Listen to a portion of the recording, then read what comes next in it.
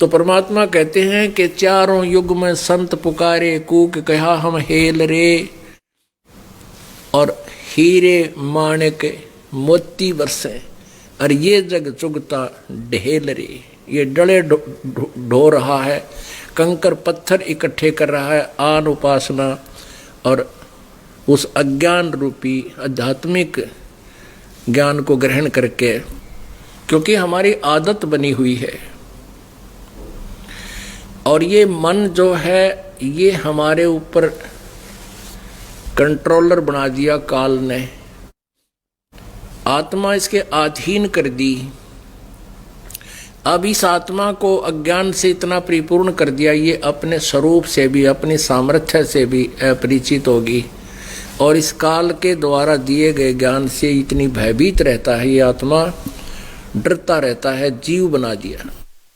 और कोई इसको यथार्थ ज्ञान देने की चेष्टा करता है तो मन कहता नहीं नहीं चल चल, इस आत्मा को लेकर के घसीट ले जाता है। और जहाँ बकवादें होती हैं ये आत्मा को घसीट ले जाता है, वहाँ भी कहता नहीं यहाँ ठीक है, यहाँ सुनेंगे।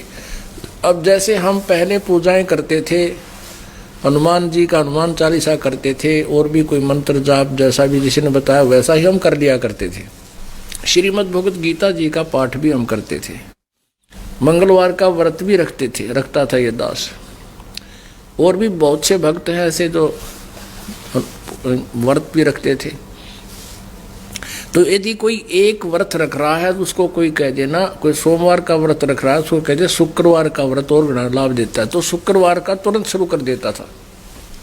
और कोई कहीं पीर पूजने जा रहा है, दूसरा उसको कह दे कि वहाँ सालासर चलो, वहाँ बहुत लाभ होता है, वहाँ भी चला जाता है। और जो सालासर जा रहा होता है उसको कह दे कि वहाँ पीर की मंडी पे माथा टेक दे, मौज माच जाती, वहाँ भी चला जाता है।